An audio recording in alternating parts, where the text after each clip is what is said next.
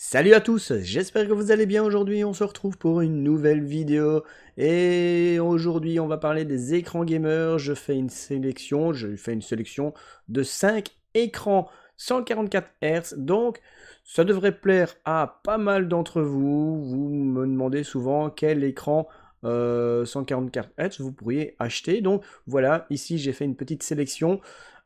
Pour un budget moyen qui va varier entre 170, 180 euros jusqu'à 300-400 euros, ou voire un petit peu plus, ça va dépendre, hein, ça va dépendre de votre budget, ça va dépendre de la taille de l'écran, du type de dalle qui sera utilisé sur l'écran. D'ailleurs pour ça, la semaine prochaine, je vous ferai une petite vidéo pour vous expliquer un petit peu les différences qu'il peut y avoir entre tous ces écrans, les différentes dalles, les différentes résolutions, les formats, la diagonale, enfin plein de choses, le taux de rafraîchissement, le temps de réponse et tout ça, eh bien, je vous expliquerai dans une prochaine vidéo pour vous y retrouver plus facilement et pour pouvoir choisir votre écran en fonction de votre type de jeu. Oui, parce qu'il y a des jeux qui vont demander plus un type d'écran que d'autres. Et on va tout de suite commencer ce top 5 par le tout premier écran que je vous ai sélectionné. C'est l'Asus VG248QE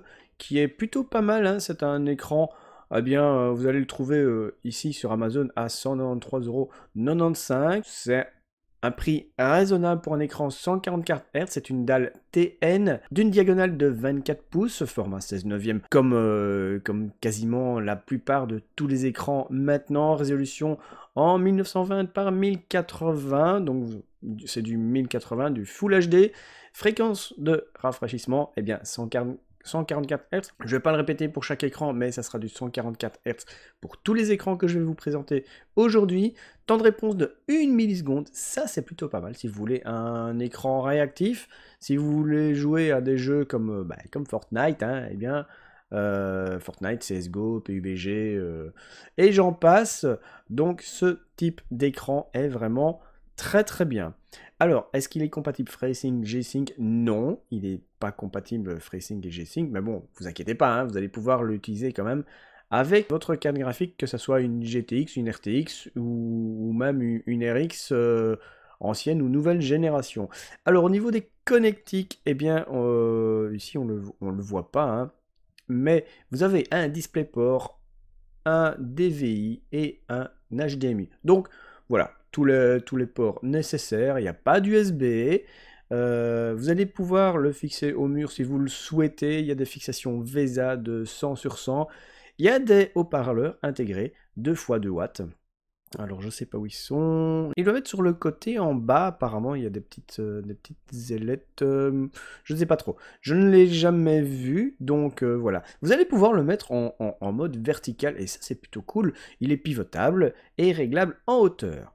Le deuxième écran que j'ai sélectionné, c'est l'AOC G2590FX. Alors, les deux prochains, ces deux AOC, ils sont quasiment identiques. Ils ont plus ou moins les mêmes caractéristiques. Le premier ici, c'est le 2590FX et le troisième que j'ai sélectionné, c'est le G2590PX. Alors, qu'est-ce qui va changer? Eh bien, c'est tous les deux des écrans LED avec une dalle TN d'une diagonale de 24 pouces et demi, 16 neuvième, du Full HD en 1080p et une fréquence de rafraîchissement 144 Hz comme tous les autres écrans.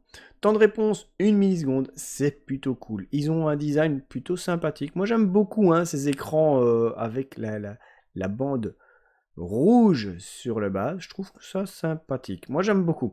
Alors il est compatible FreeSync et G-Sync, donc ça c'est plutôt cool.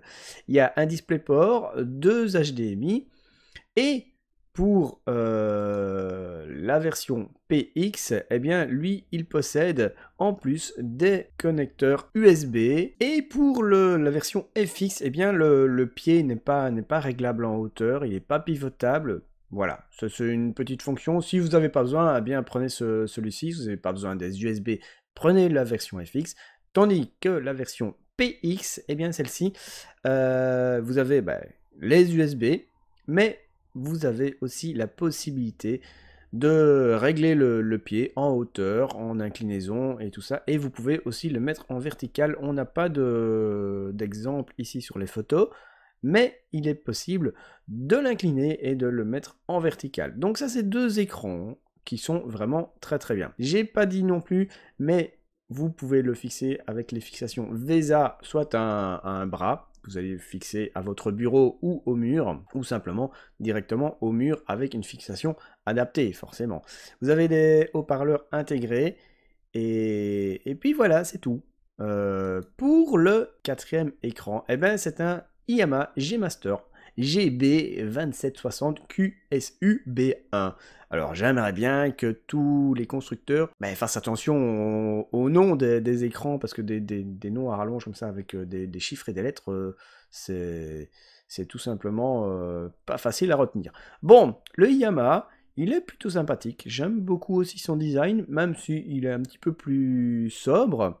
Vous avez des bords, des fins bords sur tout le tour, à part le bord en dessous. Mais bon, ça c'est normal. Alors, ici, c'est un écran 27 pouces, un petit peu plus grand que les autres, c'est plus du 24 pouces, c'est du 27 pouces. Et ce qui est bien, c'est que on n'est plus sur du 1080p, mais on est sur du 1440p. Donc, légèrement un peu plus haut de gamme, d'où le prix, 332 €. Ce qui est quand même un peu plus cher, mais bon, vous allez avoir un écran 27 pouces pour faire du 1440p, ce qui est quand même plutôt pas mal. 144 Hz, temps de réponse 1 milliseconde, c'est plutôt cool. Vous avez une dalle TN cette fois-ci. Il est compatible FreeSync, mais pas G-Sync. Vous avez un DisplayPort, un DVI, une entrée HDMI, une entrée et une sortie audio. Et vous avez aussi, oui, les entrées pour l'USB 3. Donc ça c'est plutôt pas mal, il possède tout ce qu'il faut, vous allez pouvoir brancher votre casque aussi directement sur l'écran. Il possède deux haut-parleurs, je ne sais pas où ils se trouvent, à mon avis ils sont planqués soit dans le dessous, soit sur le côté. Donc voilà, c'est un écran pivotable, réglable en hauteur.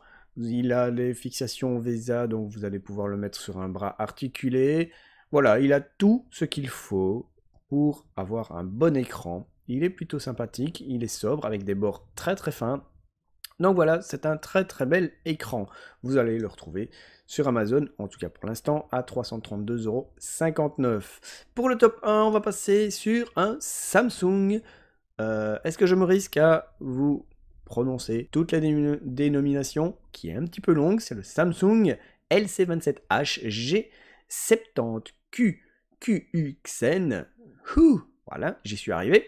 C'est un écran, oui, c'est un écran, 27 pouces, 16 neuvième, aussi du 1440p, et c'est un écran plutôt sympathique, hein, comme on peut le voir, il est légèrement incurvé, avec son pied, voilà, vous avez intérêt à avoir de la place sur le bureau parce qu'il est quand même assez profond. Il n'y a pas de haut-parleur intégré, il est pivotable et réglable en hauteur. Il possède 3 USB 3.0, un DisplayPort, 2 HDMI, donc voilà, tout ce qu'il faut, c'est en 44 Hz, temps de réponse de 1 milliseconde, il est compatible FreeSync et G-Sync, ce qui est plutôt bien aussi.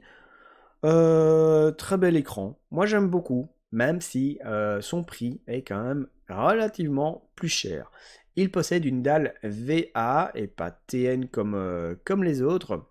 Donc je vous expliquerai tout ça dans une prochaine vidéo. La différence entre les dalles VA, TN, IPS. Voilà. À savoir que les dalles VA, eh bien, c'est une dalle qui va se situer en termes de qualité et de confort entre la dalle TN et la dalle IPS. C'est un compromis entre les deux parce que certains types de dalles, il y a des avantages et des inconvénients. Voilà. La dalle VA réunit un petit peu les deux ou se met au milieu des deux. Voilà, c'est un très très bel écran, un petit peu plus cher, mais qui sera quand même de très très bonne qualité. Si vous voulez jouer aux alentours de 140 FPS, eh bien c'est un très très bel écran. Fait pour vous, si vous voulez du 27 pouces, eh bien n'hésitez pas, Samsung c'est une très bonne marque, je possède également 2 écrans 24 pouces Samsung et j'en suis très content. Ce ne sont pas des écrans 144 Hz, des 60 Hz, mais franchement, j'en suis vraiment très content. C'est une très bonne marque, qui font des très très bons écrans. Voilà, j'espère que vous avez apprécié ce petit classement, ce petit top 5 des écrans gamer 144 Hz. N'hésitez pas à aller faire un petit tour dans la description, vous avez tous les liens. Donc vous pouvez aller directement voir sur Amazon, checker les prix et faites-le régulièrement parce que les prix bougent souvent et vous pouvez avoir facilement une différence de 10, 15, 20 euros de différence sur un écran, voire plus, en fonction d'une semaine ou d'une autre. Voilà, n'oubliez pas de mettre un petit pouce bleu, de vous abonner à la chaîne si ce n'est pas encore fait. Et si jamais vous avez des questions, eh bien n'hésitez pas à me les poser dans les commentaires. On se retrouve la semaine prochaine pour une nouvelle vidéo, et probablement une vidéo explicative sur toutes les différences qu'il peut y avoir sur les écrans. Voilà, merci d'avoir été là, d'avoir regardé cette vidéo jusqu'au bout. Je vous souhaite à tous une bonne journée, bon après-midi, bonne soirée, tout dépendra de quand tu regardes cette vidéo bien évidemment. Et je vous dis à bientôt, ciao ciao tout le monde!